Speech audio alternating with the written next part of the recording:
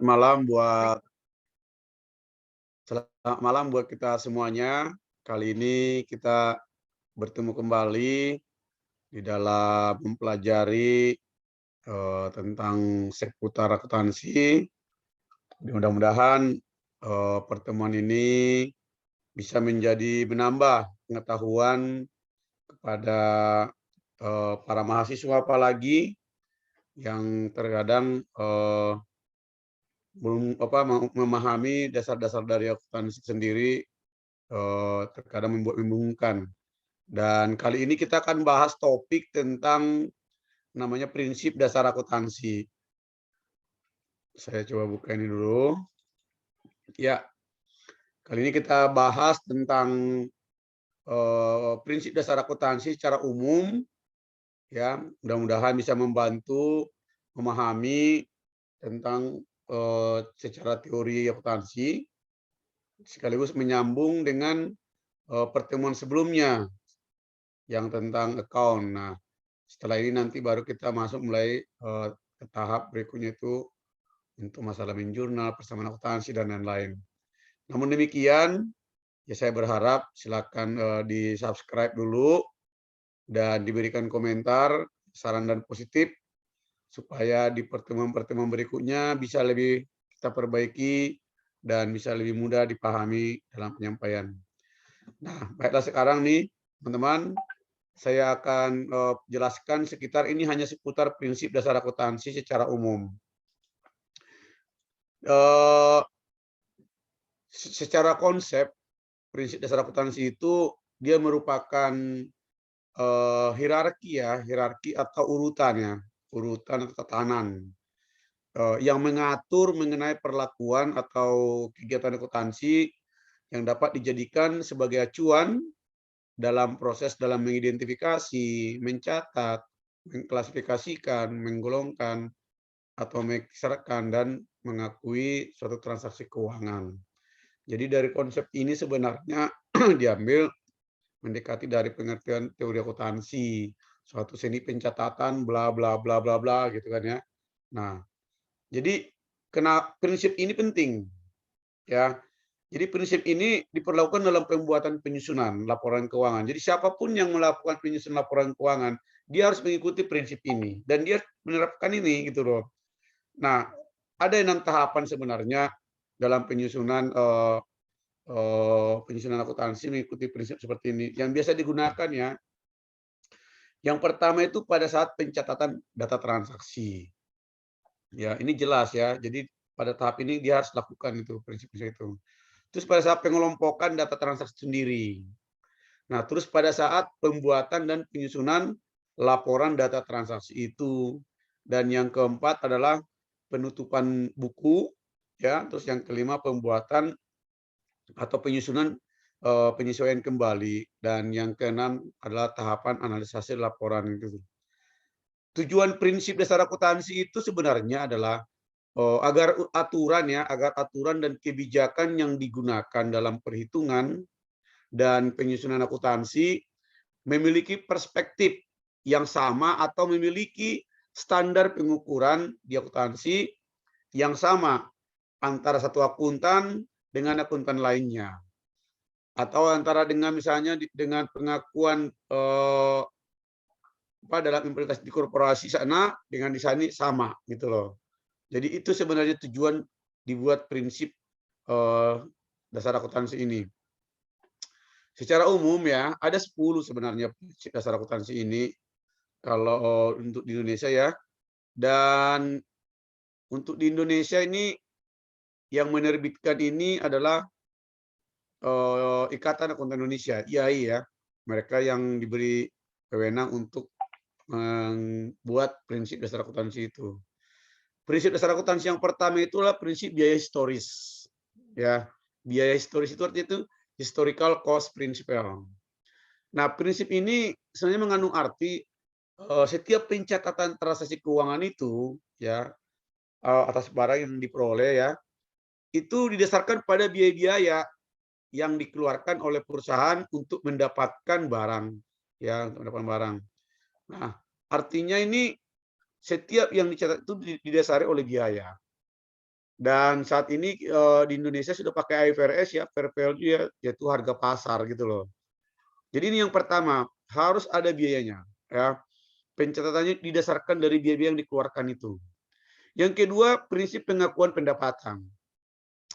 Artinya di sini bahwa pendapatan merupakan tambahan kekayaan ya.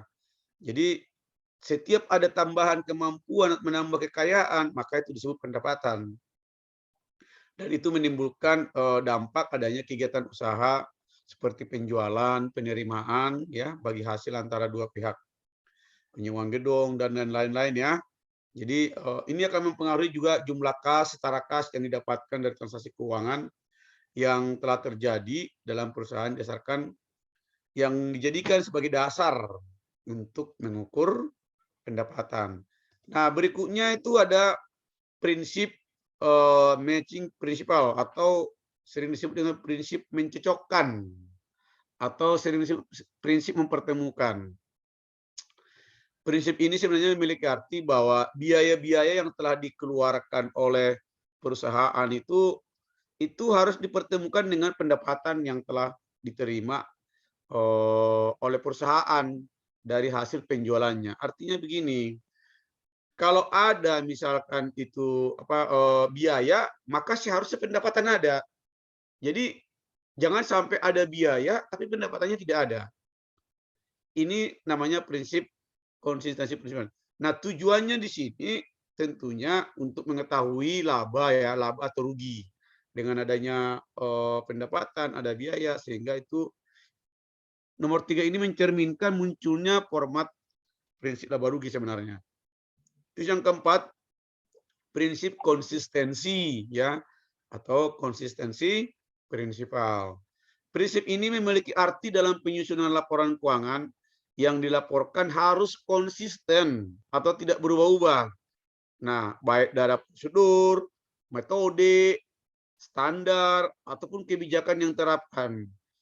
Yang pasti itu harus sesuai dengan ininya akuntansi.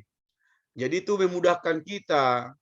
Kalau adanya periode atau dengan metode standar yang sama itu memudahkan kita untuk membandingkan laporan keuangan pada periode-periode sebelumnya. Itu prinsip yang keempat. Sementara prinsip yang kelima, yaitu prinsip pengungkapan penuh atau full disclosure principle. Prinsip ini memiliki arti bahwa informasi keuangan yang disajikan harus secara lengkap dan informatif.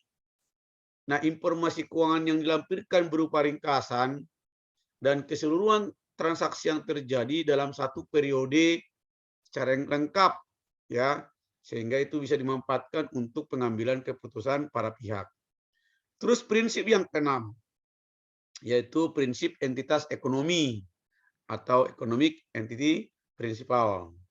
Nah, prinsip ini memiliki arti sebuah perusahaan merupakan sebuah kesatuan usaha yang berdiri sendiri ya, serta terpisah dari entitas ekonomi lainnya maupun terpisah dari pribadi pemiliknya. Maksudnya begini, sebagai contoh dompetnya uang atau uangnya perusahaan dengan uang pribadi pemilik itu harus berbeda. Jadi jangan nanti seakan-akan nih uangnya perusahaan itu menjadi uangku. Tidak boleh.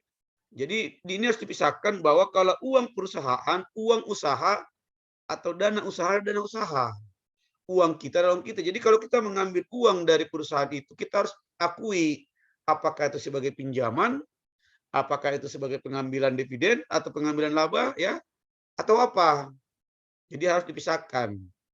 Nah, ini penting diketahui karena banyak kadang-kadang orang berusaha dicampur-campur. Jadi uang pribadi ya sama aja sehingga nggak bisa memisahkan antara entitas atau perusahaannya dengan pribadinya sendiri gitu. Nah, terus prinsip yang ketujuh adalah prinsip periode akuntansi. Artinya di sini prinsip ini pelaporan dan penilaian keuangan itu ya setiap usaha itu perlu dibatasi periode waktu tertentu.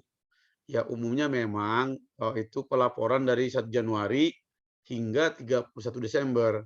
Namun demikian ada juga yang membuat satu periode itu bisa dari bulan awal Juni sampai dengan 31 Mei. Tapi ada juga yang memulai itu dari 1 April ke 31 Maret. Prinsipnya adalah 12 bulan. Itu dalam setahun ya. Jadi dia harus periode. Kalau 1 bulan itu rata-rata 30 hari. Ya. Jadi itu yang dimaksud prinsip periode akuntansi. Jadi setiap akuntansi itu harus ada periodenya. Harus ada time-nya gitu loh ya. Sehingga itu kita bisa mengetahui kinerja kita itu dan bisa diukur ya, bisa diukur dengan mudah. Dan yang ke-8 adalah prinsip satuan moneter. Artinya di sini bahwa setiap pencatatan transaksi keuangan itu hanya dapat diukur dan dinilai atau dinyatakan dalam bentuk satuan moneter, yaitu harus berupa uang ya atau mata uang asing. Jadi ya harus ada nilainya gitu loh.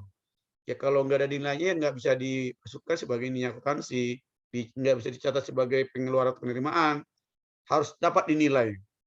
Dan bisa berupa mata uang rupiah atau dolar gitu ya, tergantung perusahaannya masing-masing. Tapi untuk di Indonesia secara umum dikasih peraturan adalah berdasarkan peraturan sesuai dengan rupiah dan juga dolar ya, tapi dolar pun harus meminta izin itu. Nah, di samping itu prinsip yang ke-9 adalah prinsip kesinambungan usaha. Artinya apa?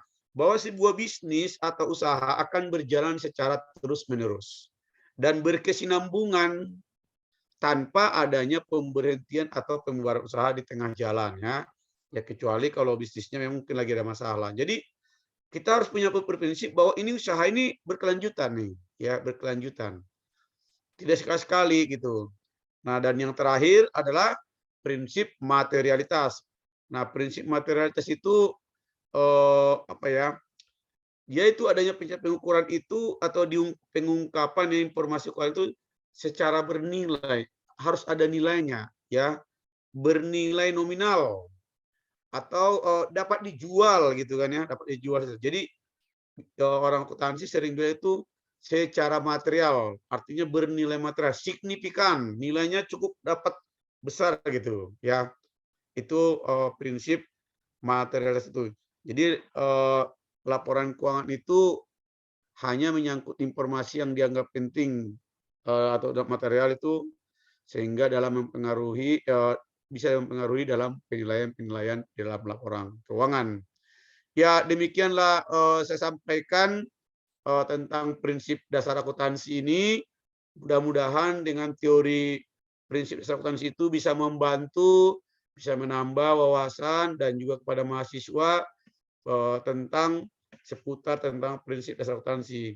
Ya, saya minta maaf kalau ada kurang atau kurang jelas dan mohon di-subscribe supaya pertemuan berikutnya bisa kita buat lebih baik dan lebih mudah dipahami.